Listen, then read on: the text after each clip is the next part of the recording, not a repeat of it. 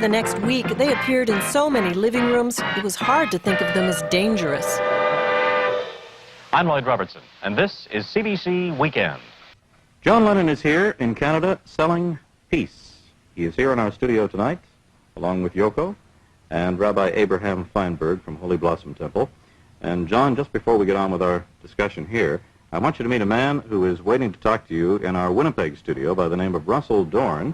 He's the Deputy Speaker of the Manitoba Legislature, and he's representing the Manitoba government on the Centennial Committee out there. Manitoba's entry into Confederation was 1970, and I think they would like to involve you in their celebration. So, Mr. Dorn, if you're ready. Yes, Lloyd.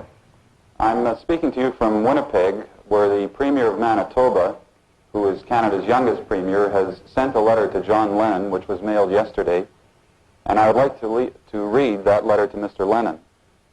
Dear Sir, through news media accounts of your statements and actions with respect to promoting world peace, I believe I have gained some understanding of your philosophy and find myself substantially in accord with it.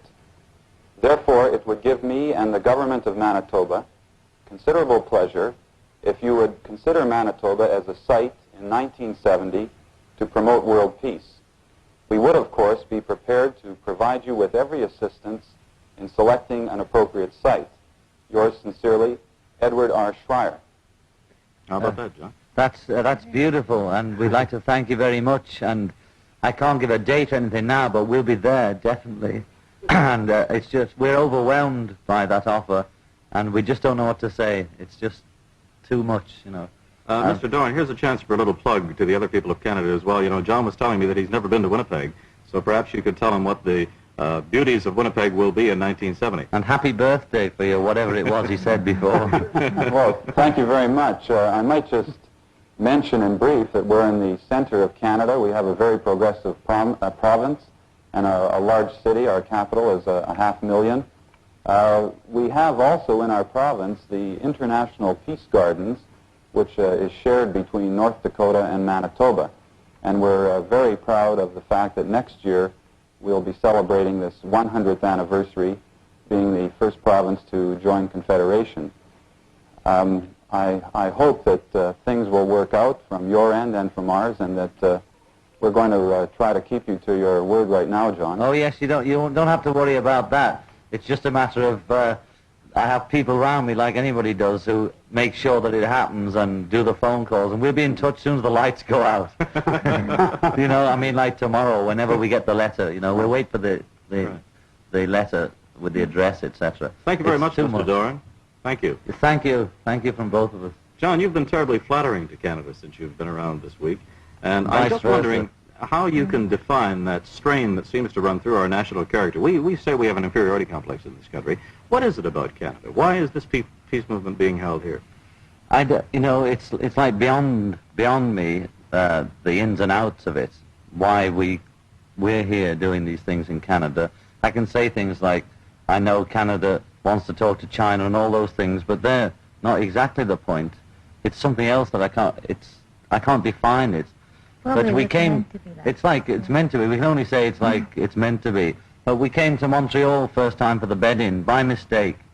You know, I mean, I don't want to be insulting, but it happened by mistake. We ended up in Montreal. How by mistake? You mean you just... Well, originally we were planning to go to one place, and we went, and then we ended up in the Bahamas, and then from the Bahamas we headed to Toronto and ended up in Canada.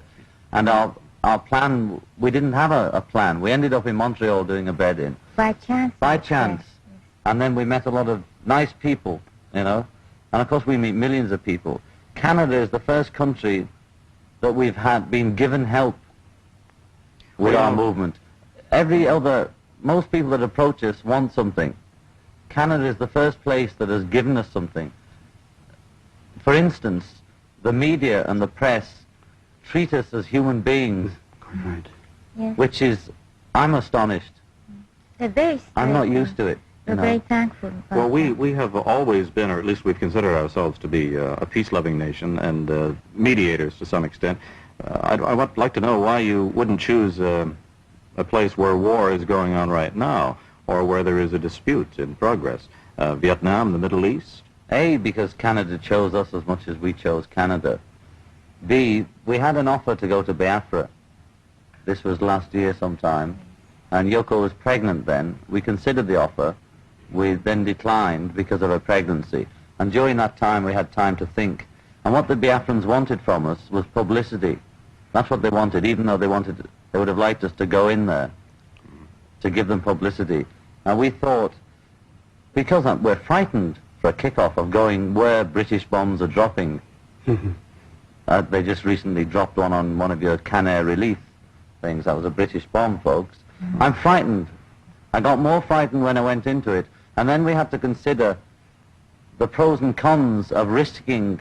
I know it's a risk going across the road, but risking going through an area like that, Biafra, Israel, or Hanoi, whatever it is, how much can we do alive or dead? I don't want to be Mr. and Mrs. Dead Saint of 1970.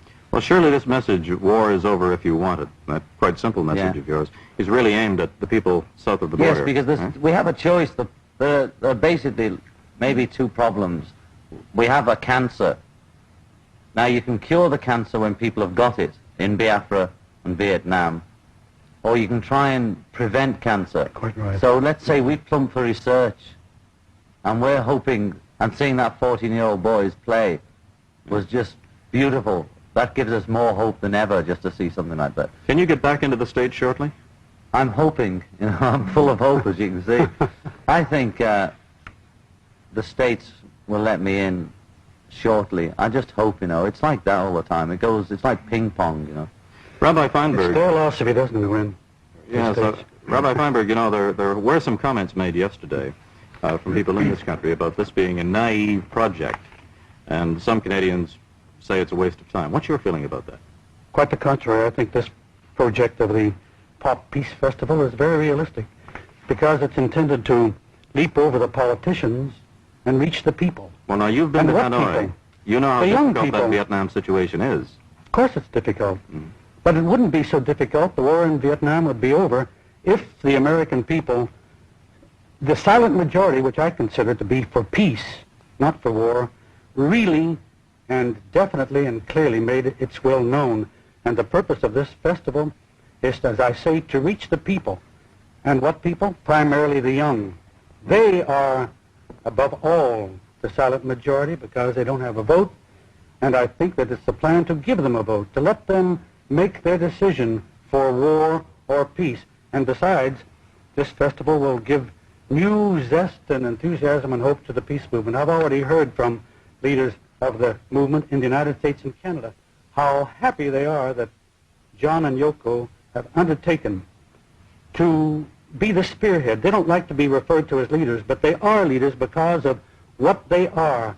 And there's no couple in the world behind whom the young people will organize themselves more enthusiastically than behind John and Yoko, not only because of their fame and their acclaim and their prestige and their influence, but because of their personal qualities of character, which I have learned to love. I am proud to be associated with them in this cause. John, you said something very interesting in the last few days. You said that we are now coming into, indeed we are into the post-drug culture. Yes. You're talking to the young people. Yes. Are you saying that drugs are passé? Yeah, people that take drugs, I mean, when I talk about drugs, I mean hard stuff like speed and the things that the kids are getting into now. It means they've got no hope. The only time I ever took drugs was when I had no hope. And when you're on drugs, it's harder to find hope. It's like the alcoholics. We've seen all the films about our parents. They were all alcoholics, and when you are alcoholic, you don't know. You can't face up to it, and you're too far gone before you find out. You're really hooked. And speed does kill. All those things kill. And you've got to have hope. And if we can give people hope, then they won't need drugs. Russell Dorn in Winnipeg would like to say something to you again, John, if we could just listen to him. I think you're going to make a terrific impact with your campaign, but I was wondering what sort of a follow-through after you and your wife leave. What do you intend to do in terms of any organization or follow-up to keep what you have going continuing? You mean the follow-through to this particular day? Yes. Well, we came over initially to set up this festival for July, and of course we'll leave behind this nucleus of people to keep the events going. Now, if we can get this festival to make some money, we'll leave it here, and the people we appoint will circulate the money and use it to keep the thing going, because we can't obviously hop around, be everywhere at once. Are you But we saying can that have people- representative in each country that we leave behind. And we'll continue touring and touring and touring. But there are many other people of equal strength as John and Yoko who are just waiting for different opportunities, as we were waiting for the opportunity ourselves, unknowingly or whatever. This is really to the do things. commercialization of peace, then. Yes, when somebody Selling says peace. we're naive, now, I ask you, was Mr. Ford or any of them naive when they first started plugging the product? Thank They you very first of much, all John okay, and I heard the Yoko and music. Rabbi Feinberg. Too, so I was Oh, cool. yeah. When I saw the album, you know, I saw, Yeah. because I used to work in a little film studio there for American educational TV, and so when I saw that picture, boom, you know, it's really funny. Yeah, there must be a few people that know Abbey Road itself. And it just sort of coming across it in a record shop and seeing it was sort of, what? What's that? That kind of thing. So it's a nice album, I like it. Thank you. Sure, it seemed, you know, Yeah. fairly clear at least. It is straight lyric, you know. Have you got your two established? Okay. I'm sorry. Hold it just 1 second. I've been so busy talking about music that I forgot one element. Seen artists get so involved with a political or a philosophical belief or message that it overwhelms their art. Are you afraid of that at all? No, Well- we just keep on dispensing our ideas, you know, just move on. So it doesn't bother. We're not staying in any bag like music or film art. You know, art is communication, or I forgot what some guy was saying up there. But we are art, you're art, this is art, this is art now. The people at home are art. And it can't interfere with peace. You know, there's no limits. Art isn't something that has a corner. It isn't in a box. What kind of response are you getting? I mean, one thing I'm curious about is whether you're getting a different response in America than you get in Europe, for instance. Well, we get a different response in each country. You know, it's sort of, each country has its prototype. You know, like the Englishman and the Frenchman, and etc. Tell me about the American. What's the prototype? Well, the American, the prototype, there's two prototypes. The one that's in Europe with the cameras, and the one that's in America, which is living in luxury, you know. But the country usually reacts initially in prototype. You know, the English still reacting prototype English. The French are. Canadians, I don't know their prototype. As Marshall McLuhan said, that the Canadians didn't have that problem because there was never a prototype in a way. So the response in Canada, just from the media, they give us a chance, you know. They don't make fun of us for the sake of making fun, you know. Criticism is valid, but in England they just sort of refuse to hear anything we say, even if it's one word, peace, because it comes from an entertainer and his wife, or an avant-garde artist and their freaky pop star husband. There's a tremendous So, fear in the air. How about in America? What In the response do you States, get there? we can't judge till we get there. The response varies, like from New York to LA, you know. It seems like we'd be welcome in New York, whereas we mightn't be welcome in the South or something like that, you know. It varies. I mean, the States isn't a prototype. It's a multiracial, massive place, as we know. And I wouldn't know till I got there. Are you trying at all to tie in your campaign for peace with the Christmas period? Yes, we specifically did the poster event around the world for Christmas to try and get at least one plug-in for peace on earth at Christmas, because that's what it's about. And happy birthday, Christ, you know, is what it's about. If you had one wish for Christmas time, what would it be? Peace Peace on earth. Yeah. and love. Okay, let's cut for a second. What do we say?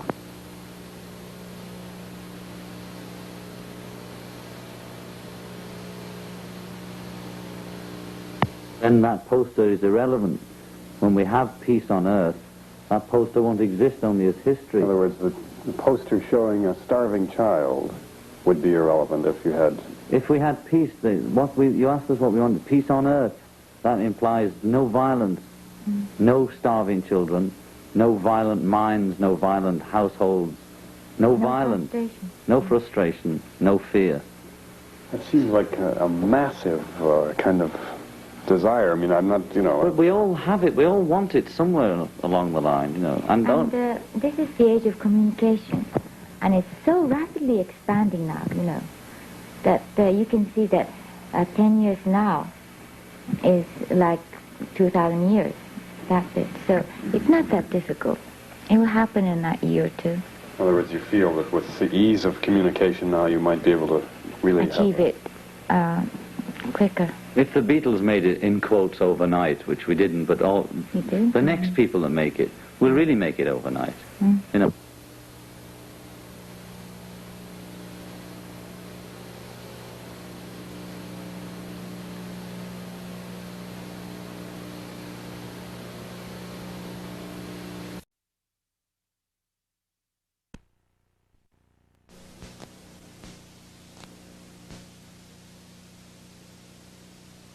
This is the only country where people have come and offered us to help us so far. Every other offer we have is for us to help them. And you don't know what it's like the other way around. When somebody offers us help, it's just, it's very beautiful. We get...